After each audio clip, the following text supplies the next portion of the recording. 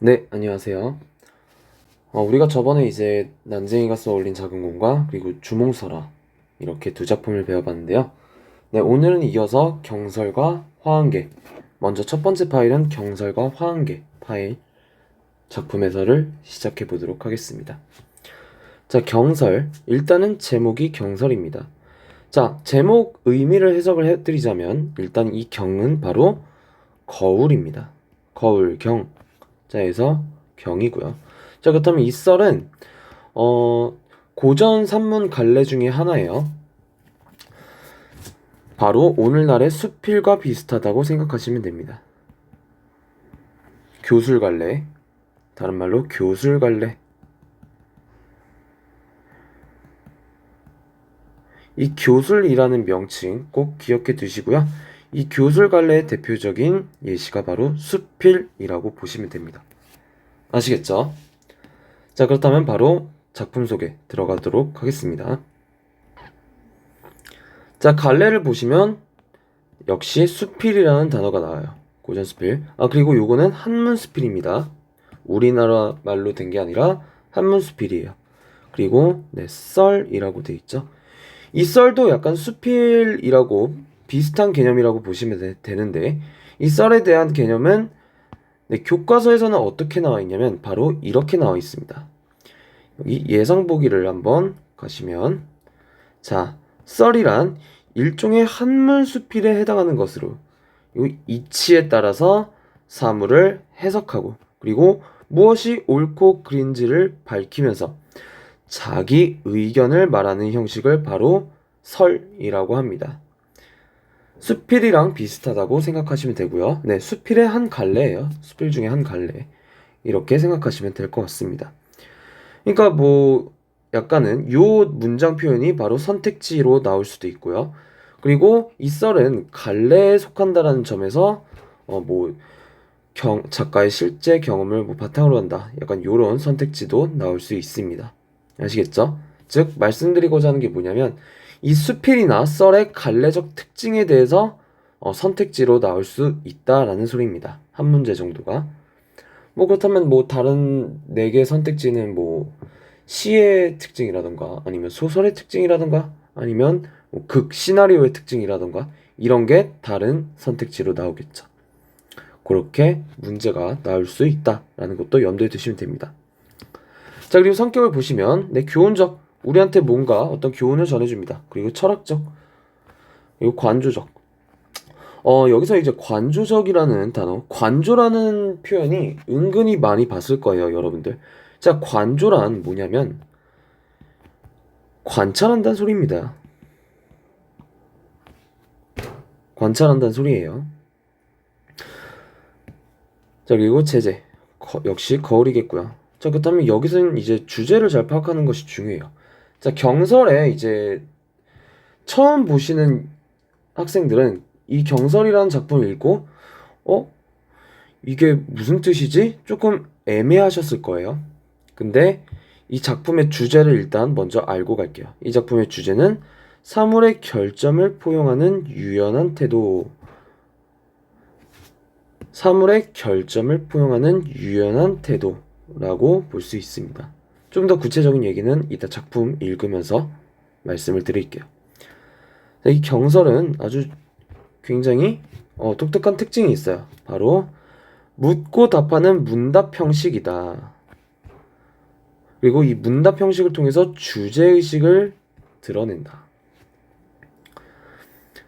자, 두 번째 특징. 구체적인 경험에서. 자, 이 구체적인 경험이라는 점을 통해서 바로, 수필의 특징이구나. 라는 걸 알 수가 있어요.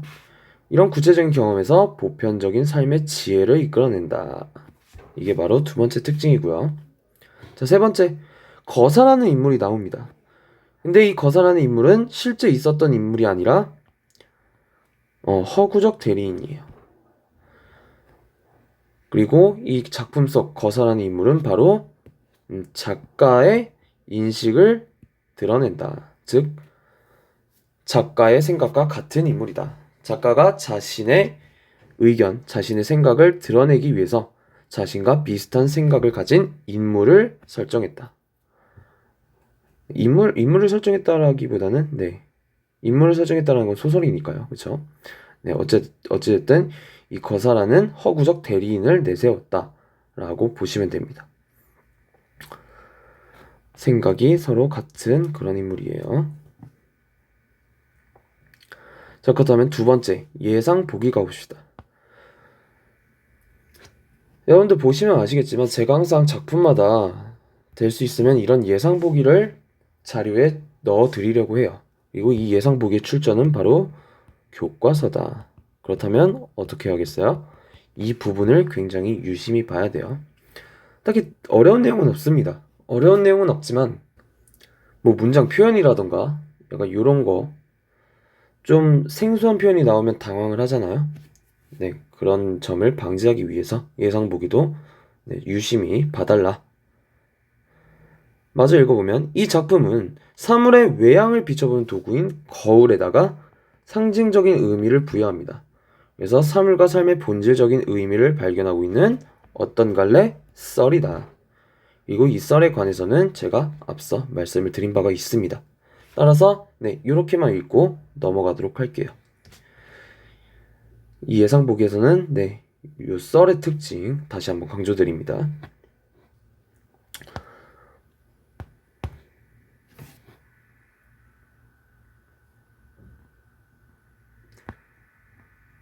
좀만 잠시만요. 난리 났네요.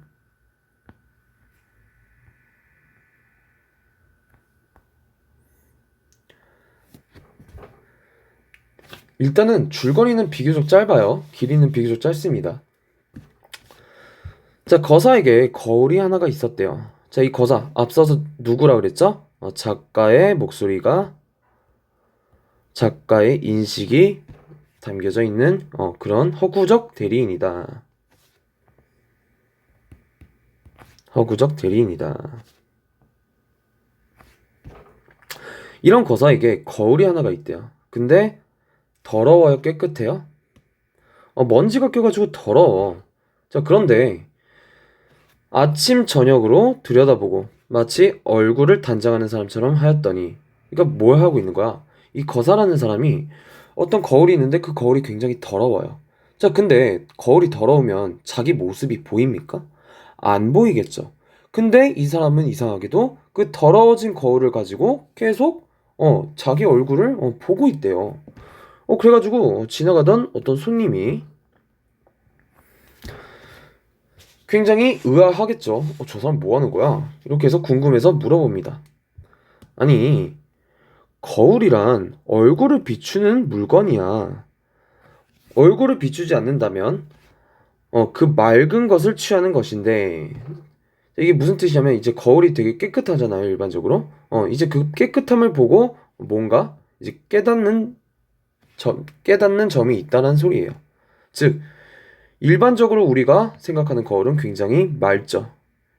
그러니까 거울을 딱 봤을 때 우리가 이제 우리 자신을 보면서 단장하는 용도로 쓰이지만 어떻게 보면 그 깨끗한 그 자체만으로 굉장히 우리한테 약간 좀 그 기분 좋음을 선사해주는 그런 물건이기도 해요. 그렇죠? 여기선 그걸 말하고 있고요. 자, 그런데 이 거사의 거울은 어때요? 희미해, 더럽다는 소리야. 따라서 얼굴을 비출 수도 없고, 따라서 야, 이거 되게 깨끗하다라고 감탄을 할 수도 없어요. 근데 이 거사는 오히려 그 더러운 거울 가지고 계속 보고 있어요. 왜 그러십니까? 라고 물어봅니다, 손님이. 자, 여기까지 보시면 일단 손님이라는 사람이 나와요. 이 손님은요, 거울에 대해서 일반적인 생각을 가진 인물입니다. 그러니까 일반적 생각이란 뭐냐? 쉽게 생각하시면 됩니다. 그러니까 이 일반적 생각을 통념이라고도 하는데 간단해요. 그냥 많은 사람들이 어떤 대상에 대해서 가지고 있는 관점. 다시 한번 말씀드릴게요. 많은 사람들이, 뭐 대부분의 사람들이 어떤 특정 대상에 대해서 가지고 있는 일반적인 생각 아니면 일반적인 관점. 앞서서 방금 제가 말씀을 드린 바가 있지만 우리가 거울은 대부분의 사람들이 거울을 어떤 용도로 써요? 자기 얼굴을 보는 용도로 쓰죠. 자, 자기 얼굴을 보려면 그 거울이 더러워야 돼? 깨끗해야 돼? 깨끗해야 돼. 우리 일반적인 사람들은 거울은 깨끗해야 된다. 이런 생각을 가지고 있다는 소리야. 그리고 여기 나온 손이라는 사람도 마찬가지고. 참고로 이 손은 그 이름이 아니라 손님이라는 뜻입니다. 한자가 손님 객자예요. 손님이에요. 이 손님은 거울에 대해서 일반적인 생각을 가지고 있는 인물이다. 사람이다. 라는 점 꼭 기억해 두셔야 됩니다. 자, 이렇게 물어보니까 거사가 말합니다. 거울이 밝으면, 그러니까 거울이 깨끗하면 잘생긴 사람은 기뻐하겠지만 어떤 사람은 싫어해요? 못생긴 사람은 거울이 깨끗한 걸 별로 좋아하지 않아요. 왜겠어? 자기 못생긴 얼굴이 확 드러나니까. 그쵸? 참 저는 공감이 돼요. 따라서 저는 사진 찍는 것도 별로 안 좋아해요. 못생겼기 때문에. 자, 어찌됐든 다시 돌아와서, 자, 이제 여기서 말하는 잘생긴 사람이란 진짜 외모가 잘생긴 사람일 수도 있어요. 하지만 조금 더 깊게 생각을 해보자면 여기서 말하는 잘생긴 사람은 바로 결점이 없는 인물. 즉, 잘못이 없는 인물. 그렇다면 못생긴 사람은 어떤 사람들이겠어? 바로 잘못이나 결점이 많은 인물이 바로 못생긴 사람의 의미, 상징적 의미라고 보시면 됩니다. 아시겠죠? 자, 이런 의미를 띠고 있는데, 근데 세상에는 결점이 있는 사람이 많을까요? 결점이 없는 사람이 많을까요? 당연히 결점이 많은 사람이 훨씬 많겠죠. 여기서도 그렇게 표현을 하고 있습니다. 못생긴 사람은 그 수가 많아. 즉, 대부분의 이 세상 사람들은 결점이 많아. 만일 못생긴 사람, 즉 결점이 많은 사람이 한번 들여다보게 되면 반드시 깨뜨리고야 말 것이네. 왜 못생긴 사람이 거울을 보면 깨뜨릴까? 자신의 못생긴 얼굴이 확 드러나기 때문이죠. 조금 더 깊게 생각해 보자면 자신의 잘못이 확 드러나기 때문에 보기가 싫은 거죠. 그래서 그 거울을 깨뜨리고야 만다. 그래서 더러운 것보다 못하다. 그러니까 거울이 깨끗하면 자신의 잘못이 확 드러나기 때문에 깨져. 반면에 거울이 깨끗하지 않으면, 그렇다면 사람들이 안 깨겠죠, 거울을. 왜? 자신의 잘못이 잘 드러나지 않으니까. 그쵸? 자, 일단은 여기까지 읽고요. 이게 뭔 소리인지 모를 거예요, 아직은. 자, 우리는 글을 더 읽어봐야 됩니다. 먼지가 흐리게 한 것은 그 겉만을 흐리게 할지언정 그 맑은 것은 상우지 못하니 만일 잘생긴 사람을 만난 뒤 닦여도 시기가 역시 늦지 않네. 자, 거울이, 흐린 거울이 있어.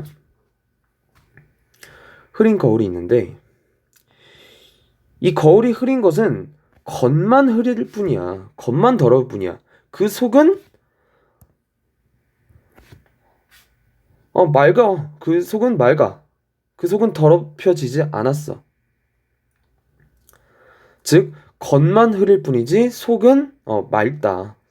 속은 더럽지 않다. 그래서 잘생긴 사람을 만난 뒤에 닦여줘도 시기가 역시 늦지 않다. 자, 이게 무슨 뜻이냐면 잘생긴 사람이 어떤 사람이라고 그랬어? 결점이 없는 사람이라고 그랬죠. 그렇죠?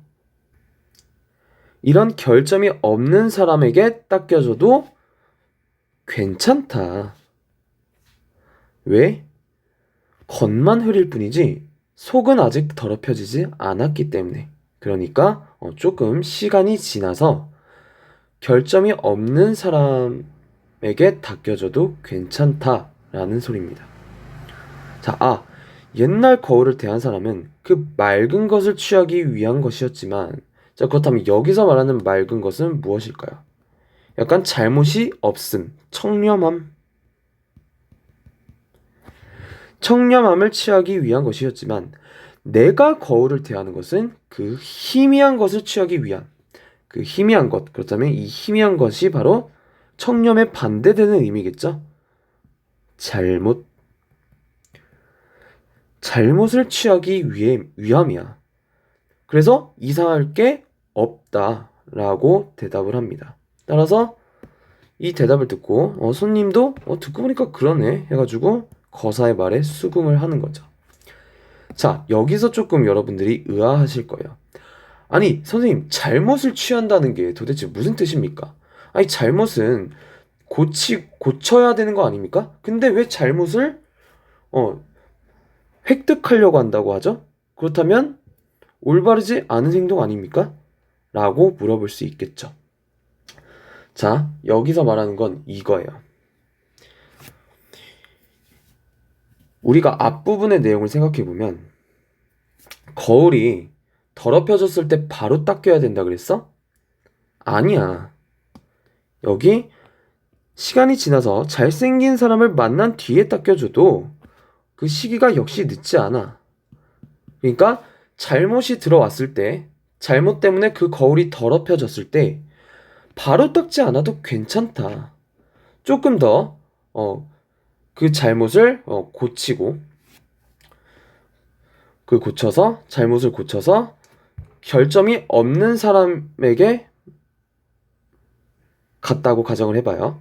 결점이 없는 사람에게 갔다고 가정을 해. 그렇다면 근데 결점이 없는 사람은 아무래도 세상에 그렇게 많지가 않아요. 그래서 거울이 결점이 없는 사람에게 간다는 것은 시간이 많이 지난다는 소리야. 근데 그때 시간이 지나서 그 잘못을 닦아도 늦지 않다라는 소리입니다. 조금 더 간단하게 정리를 해드리자면요, 이겁니다. 잘못을 바로 고치는 것보다는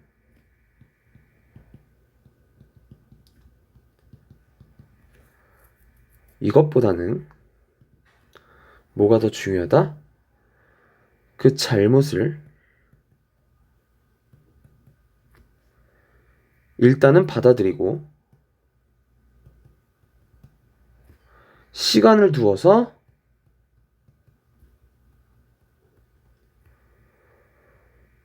그 잘못에 대해 약간 성찰이라고 해야 될까요?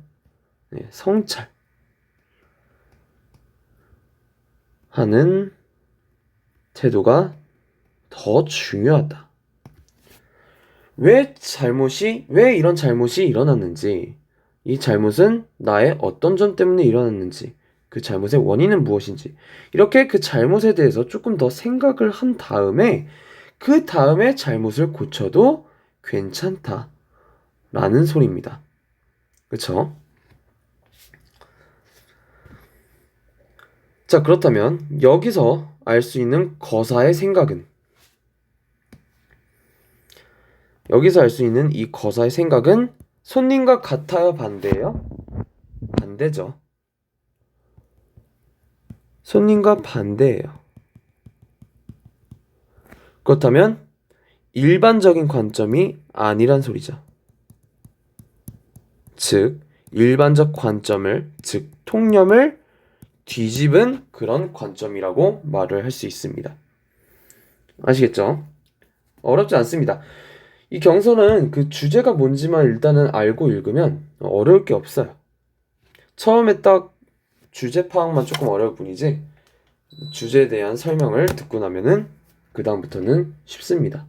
너무 겁먹지 않으셔도 돼요. 자, 그렇다면 제재 분석을 한번 해보도록 하겠습니다. 자, 경설의 작품 구조, 제가 아까 말씀드렸죠? 묻고 답하는 문답 형식이다. 거사와 손의 문답 형식. 손이 먼저 물어보고요. 그리고 거사가 그에 대한 답변을 줍니다. 자, 그렇다면 이 거사라는 사람에 대해서 조금 더 자세하게 알아보면 앞서 말을 했듯이 작가의 의신을 대변하는 사람이다. 그리고 깨끗한 거울이 아니라 흐린 거울을 좋아해요. 즉, 일반적인 관점과 다르죠. 그리고 뭔가 우리 일반 사람들이 생각하지 못했던 그런 통찰력까지 지니고 있어요. 이 통찰력이라는 건 약간 사물을 관찰하는 능력이라고 보시면 됩니다. 자, 그래서 아까 어떤 성격이 있었냐면 바로 관조적 성격이 있었습니다. 자, 세 번째, 단점을 포용할 줄 아는 태도. 그렇죠? 이게 바로 주제라고 볼 수 있어요. 단점을 포용할 줄 아는 태도. 즉, 잘못이 발생했을 때 바로 고치려고 하는 것보다는 그 단점을 일단 받아들인 다음에 맞아, 내가 이런 단점이 있지. 이렇게 받아들인 다음에 그렇다면 이러한 단점은 왜 생겼을까? 조금 더 시간을 두고 생각한 다음에 그 단점을 고쳐라 라는 게 바로 이 작품의 주제였습니다. 그쵸? 자, 그렇다면 다른 인물, 손님에 대해서 구체적으로 말씀을 드리자면 네, 우리 일반적인 사람들과 마찬가지로 맑은 거울을 좋아해요. 자, 그리고 이 사람은 거사와 반대로 단점 포용을 거부해요. 그리고 깨끗한 만을 추구합니다. 이걸 어딜 보고 알 수 있는데요? 바로 이 맑은 거울을 좋아한다라는 점에서 알 수 있는 거예요. 그러니까 맑은 거울만을 좋아한다는 건 무슨 뜻이야? 아예 그 거울이 더럽혀지는 걸 용납하지 않는다는 소리죠. 그러니까 깨끗한 만을 추구하는 거야. 자, 세 번째, 거사가 새로운 주장을 펼칠 기회를 제공한다. 자, 요거는 이제 교과서를 제대로 보지 않았거나 설명을 제대로 듣지 않았다면 얼핏 넘어갈 수도 있는 그런 내용입니다. 자, 거사가 혼잣말을 하는 게 아니죠. 거사가 갑자기 이 말을 왜 했어? 손님이 물어보니까 한 거예요. 그러니까 거사로 하여금 자신의 새로운 주장을 펼칠 기회를 제공하는 어떻게 보면 굉장히 중요한 인물이다 라고 보시면 됩니다. 아시겠죠? 자, 그렇다면 왜 경설은 그냥 이제 작가가 자기 일기처럼 그렇게 쓸 수도 있는데 왜 이런 문답 형식으로 수필을 썼을까? 바로 그 문답 형식만의 효과가 있기 때문이에요. 그게 바로 사물이나 삶의 이치, 즉 주제겠죠. 이것도 마찬가지로. 여기서 말하는 사물이란 뭐겠습니까? 거울이겠지. 이 거울이나 삶의 이치. 여기서 말하는 사물은 약간 거울로 보기에는 뭐 거울로 볼 수도 있지만 한정 지을 수는 조금 없을 것 같아요. 그러니까 어떤 사물이나 삶의 이치. 약간 이제 삶에 대한 철학이라고 하죠, 보통. 어떤 대상이나 삶에 대한 철학. 이거를 굉장히 효과적으로 전달할 수 있다. 조금 더 구체적으로 말씀드리자면 이 손님이라는 인물을 통해서 맞아, 우리도 이렇게 생각을 했어. 우리 자신을 조금 다시 되돌아보게 되고요. 그리고 이 거사라는 인물을 통해서는 이렇게 바라볼 수도 있구나 라고 새로운 관점을 우리에게 깨닫게 해주죠. 그런 점에서 효과적으로 주제를 전달할 수 있다 라고 말씀드릴 수 있습니다. 자, 다음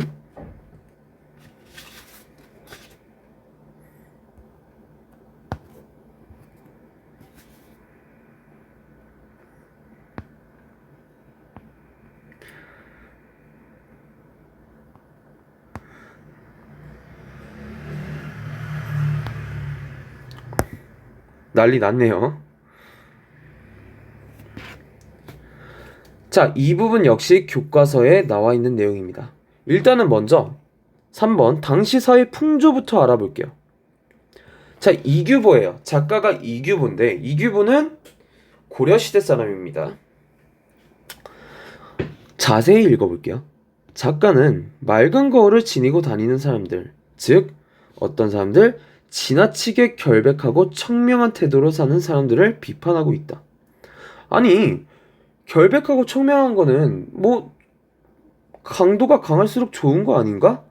이렇게 생각하실 수 있죠. 자, 근데 이 경서를 통해서 알아본 우리 주제와 조금 더 연관을 지어서 생각을 해보면 이 지나치게 결백하고 청명한 태도는 어떤 태도를 말하냐면 바로 단점을 수용하지 않는 태도를 의미합니다.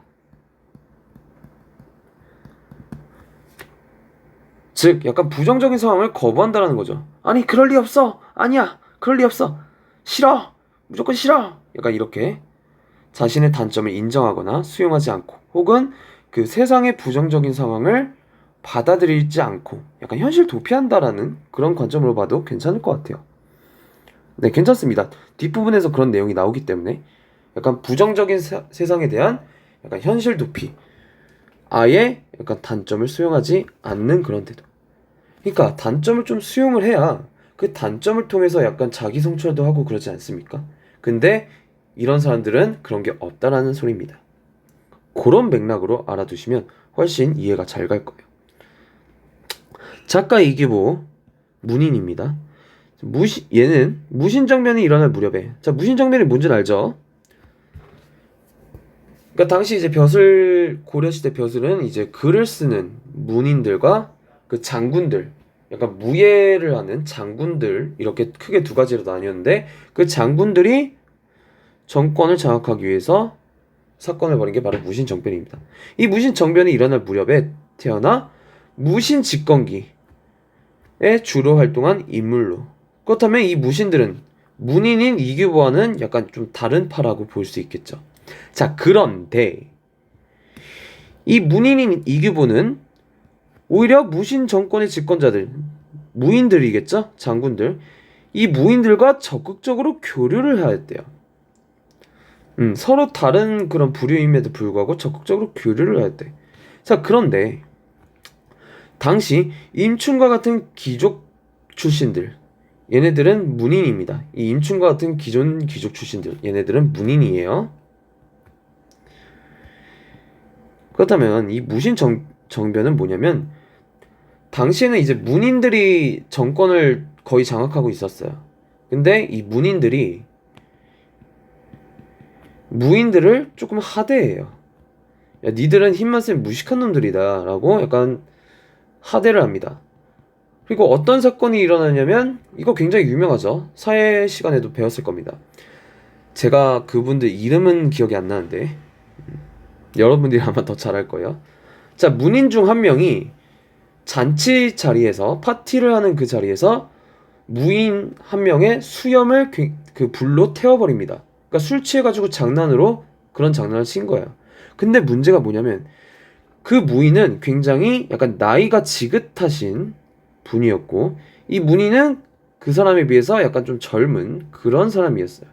근데 이런 치욕적인 모욕을 줘버린 거지. 자, 이 사건이 크게 작용을 해서 무인들이, 아, 이건 좀 너무하다, 니들이 사람이냐 해가지고 일으킨 게 바로 무신정변입니다. 아시겠죠? 자, 그렇다면 문인들 입장에서는 이 무인들이 어떻겠습니까? 굉장히 무서웠겠죠? 자, 다시 여기 보기로 돌아와서 이 임충과 같은 귀족 기존 출신들, 문인들입니다. 얘네들은 세상을 버리고 도피자 모임을 결성하여 잘못된 세상과 결별하고자 하였다. 여기서 바로 단점을 수용하지 않는 태도. 옵스.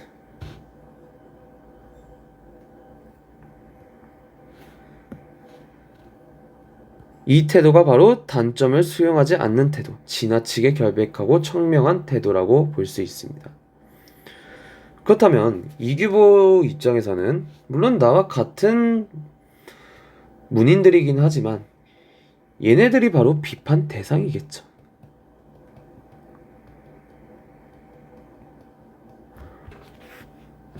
뭘 비판하는 거겠어?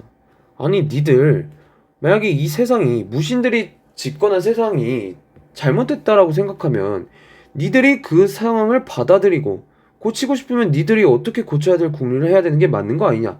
니들은 그냥 니들한테 뭐 마음에 들지 않는 상황이 왔다고 해서 바로 그냥 단점을 수용하지 않고 바로 그냥 피해버려. 그런 점을 비판을 하고 있는 겁니다. 마지막, 작가는 이처럼 맑은만을 추구하는 사람, 즉 지나치게 결백하고 청명한 태도를 지닌 사람들을 비판적으로 보고 이들의 태도를 풍자하였다고 볼 수 있다. 네, 이렇게 결론을 내리고 있습니다. 교과서에서. 그리고 이 내용을 표로 정리한 게 바로 2번이에요. 여러분들 2번, 3번 스스로 공부하고 문제 풀기 전에 보실 때는 요거 2번, 3번 두 개 다 보셔야 됩니다. 네, 그렇게 경설, 작품 해설 마치도록 하고요. 이 경설 뒤에 있는 게 바로 화왕계죠.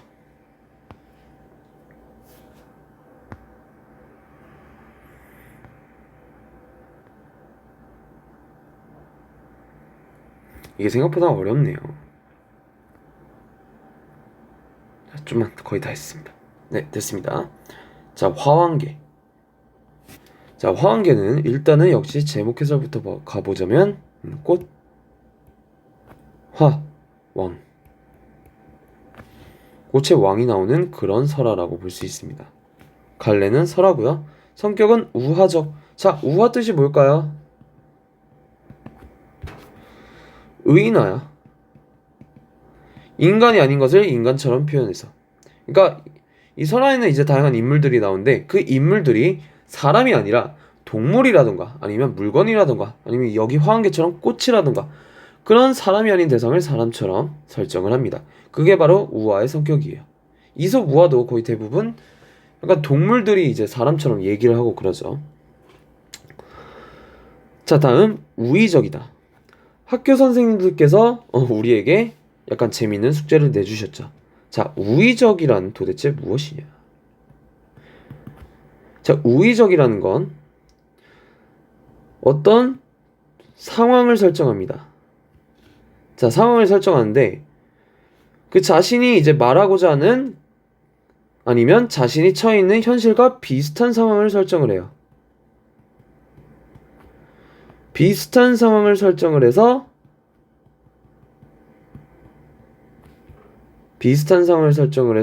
간접적으로 표현하는 거. 간접적으로 표현한다는 표현은 조금 위험합니다. 네, 그냥 이 비슷한 상황을 설정해서 약간 비유하는 법. 이 우위에서 중요한 표현은 바로 비유예요. 비유. 자신이 처한 현실과 비슷한 상황을 설정해서 비유를 하는 방법이 바로 우위라고 합니다. 자, 그렇다면 우회는 무엇이냐? 자, 우회는 이제 여러분들이 알고 계신 그런 개념으로 생각하시면 됩니다. 돌려서 말하는 것. 직접적으로 말하는 게 아니라 돌려서 간접적으로 말하는 걸 바로 우회라고 합니다. 네, 이렇게 세 가지 개념의 차이 알아두시면 될 것 같아요. 자, 그리고 이 화환계는 우의적입니다. 자, 그리고 세 번째 교훈적, 그리고 풍자적.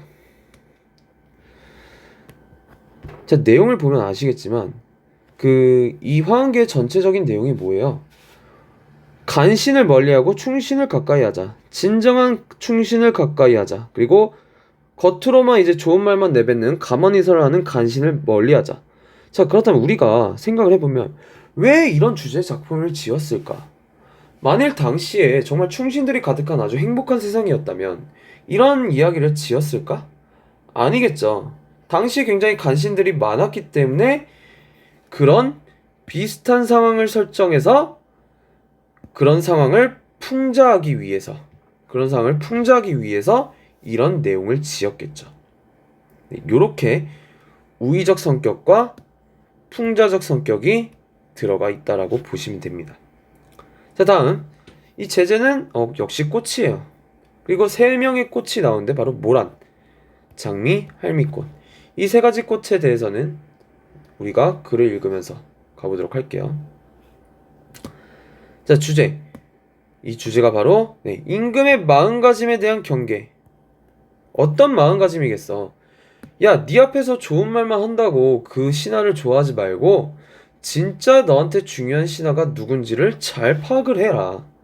즉, 간신을 멀리하고 충신을 가까이 해라. 그런 안목을 키워라. 그런 마음가짐을 가져라. 라고 말을 하고 있는 거죠. 자, 특징. 자, 이것도 주제와 연관이 되어 있습니다. 임금에게 당부할 목적으로 지어진 작품. 자, 뭘 당부하겠어? 간신을 가까이 하지 마라 라는 걸 당부하겠죠. 자, 그리고 두 번째, 의인화의 인물 대립을 통해서 주제를 드러낸다. 자, 의인화는 일단은 우화라고 했으니까 당연히 의인화가 드러나고요. 자, 그리고 인물 대립. 그러니까 서로 이제 다른 특징을 지닌 두 인물이 나타납니다. 스포를 먼저 해드리자면 바로 장미와 할미꽃이에요. 이 두 가지 인물이 서로 대립이 됩니다. 따라서 이런 인물 대립을 통해서 주제를 드러낸다. 자, 장미꽃은 어때요? 일반적으로 굉장히 예쁘죠. 근데 뭐가 있어요? 가시가 있어요. 즉 겉으로는 예쁘지만 속에는 어떤 흉악한 마음을 품고 있는지 모르는 그런 간신 같은 인물이라는 소리입니다.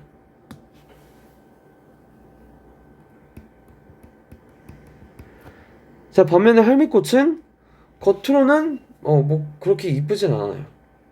근데 저는 주관적으로는 할미꽃도 되게 이쁘거든요. 약간 연보라색인가 할미꽃이? 자, 어쨌든 그냥 굽어 있을 뿐이지 그 꽃 자체만 보면 괜찮아요. 이뻐요. 근데 어찌됐든 약간 할미꽃 하면은 약간 등이 굽어 있기 때문에 장미에 비해서는 딱히 약간 예쁘다고는 화려하다라고는 볼 수 없어요. 하지만 여기서 할미꽃은 충신으로 나옵니다. 이거는 뭐 글을 읽어보면 알 거예요. 이런 대립적인 인물이 드러낸다. 이 간신과 충신의 대립적인 구도를 통해서 바로 간신 멀리하세요! 라는 주제를 드러낸다 라고 보시면 됩니다. 자, 스토리 자체는 굉장히 간단합니다. 자, 신이 들으니 그러니까 스토리를 이제 얘기를 해주고 있는 거야. 약간 옛날 이야기 얘기해주는 것처럼. 누구한테? 신라 왕한테. 왕님, 임금님, 제가 들은 이야기가 있어요 라고 약간 애기한테 이야기해주듯이 하는 거예요. 자, 예전에 화왕이 처음 들어왔을 때 여기서의 화왕은 모란꽃입니다. 글 속에서 나오진 않지만 일반적으로 약간 꽃의 왕이 모란이라고 불린다고 하네요. 이 화왕이 처음 들어왔을 때 향기로운 꽃동산에 심고 푸른 장목을 보았는데 봄이 되어 곱게 피어나 온갖 꽃을 능가하여 홀로 뛰어났습니다. 그러니까 뭐 왕으로 추대가 됐나봐요. 다른 꽃들보다 되게 약간 아름다우니까. 자, 그래가지고 일단 모란이 꽃의 왕이 됐어. 자, 그래가지고 이제 많은 사람들이 이제 왕 앞에 잘 보이려고 하겠죠. 그 중에 한 사람이 바로 가인, 장미입니다. 이 가인은 뭐 제가 뜻을 설명해 드리자면 굉장히 예쁜 사람 혹은 잘생긴 사람을 가인이라고 해요. 그러니까 이생규장전에서도 그 이생과 최씨의 그 인물적 특징이 뭐냐면 제작 가인이라고 했거든요. 거기서의 가인이 예쁘고 잘생긴 주인공이라고 보시면 됩니다. 자, 어찌됐든 이 장미를 뜻하는 가인이 아주 예쁘게 화장을 하고 말합니다. 자, 저는요 거울같이 맑은 바다를 마주 보고요. 그리고 봄비로 목욕해서 아주 깨끗해요. 그리고 맑은 바람도 쐬요. 나는 임금님 당신 옆에서 향기로운 휘장 속에서 모시고자 하는데 나의 향기로 너를 모시겠다 라고 하는데 저를 받아주시겠습니까? 라고 얘기를 해요. 자, 그렇다면 이 가인 장미는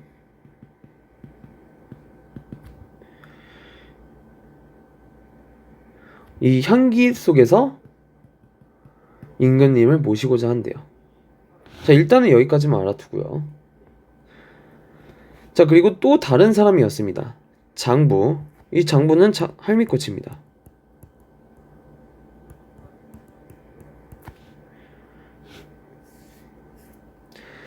자, 저는 할미꽃이라고 합니다. 자, 가만히 제가 생각을 해봤는데 비록 좌우의 공급이 풍족하여 기름진 음식으로 배를 채우고 그리고 차와술로 정신을 맑게 할지라도 상자 속의 준비물에는 반드시 양약이 있어서 기운을 돋고 그리고 극약이 있어서 병독을 제거해야 합니다. 그래서 옛말에 생사와 삼배 같은 좋은 물건이 있다 해도 왕골과 티표 같은 천한 물건을 버리지 않아서, 그러니까 여기서 이제 할미꽃이 말하고자 하는 건 이거예요. 모든 군자들은, 모든 올바른 임금님들은 설령 지금 우리 상황이 아주 평화롭다고 하더라도 항상 예기치 못한 상황에 뭘 해야 된다? 대비를 해야 된다 라고 굉장히 실속 있는 그 교훈을 해줘요. 그쵸? 자, 그렇다면 이 장미꽃과 할미꽃의 특징이 뭐예요? 대비되는 점이. 장미과 말하는 건 이거예요. 나는 굉장히 예쁘고 향기로워. 따라서 나를 이제 네 옆에 신하로 두면 아주 매일이 즐거울걸. 이렇게 얘기를 하고 있는 겁니다. 자, 반면에 할미꽃은 이렇게 말하죠. 설령 우리가 지금 풍족하고 굉장히 평화롭더라도 우리는 예기치 못한 상황에 대비를 해야 된다. 그렇다면 누가 더 실속 있는 얘기를 하는 것 같아요? 당연히 할미꽃이 더 실속 있는 얘기를 하죠. 물론 장미 말대로 장미를 신하로 두면은 눈과 귀는 즐거울 수 있어. 하지만 진짜 나라의 뭐 위기라던가 이런 게 닥쳤을 때 혹은 약간 나라를 운영할 때 과연 장미가 도움이 될까라는 소리야. 임금의 눈과 귀가 즐거우면 나라가 뭐 잘 설이라는 법이 있습니까? 아니죠. 오히려 망칠 확률이 더 높죠. 따라서 이 장미는 깊게 생각해보면 약간 간신이라고 생각하시면 됩니다. 그런 점에서. 반면에 할미꽃은 정말 실속 있는 얘기를 해준다는 점에서 충신이라고 보시면 돼요. 이 둘의 관계는 이렇게 대립이 된다 라고 보시면 됩니다.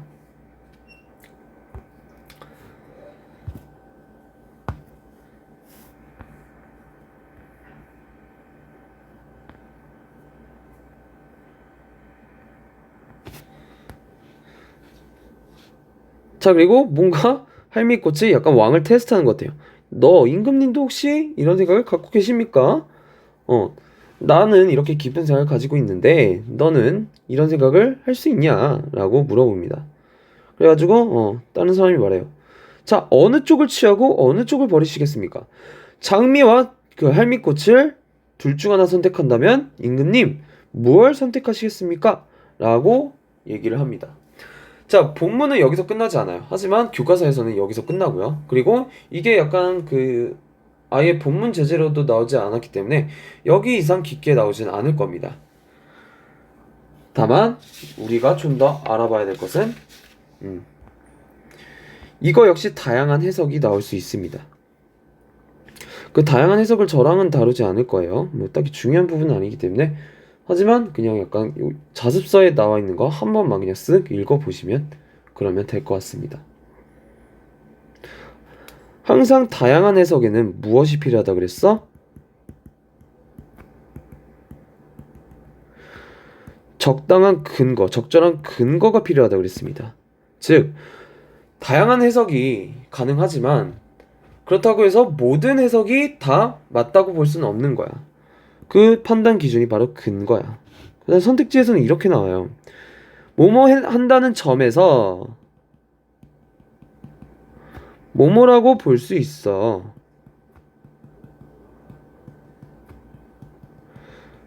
자, 그렇다면 우리가 일단은 이 두 가지가 무엇인지 파악을 하고 그 둘의 연결관계가 제대로 이루어졌는지까지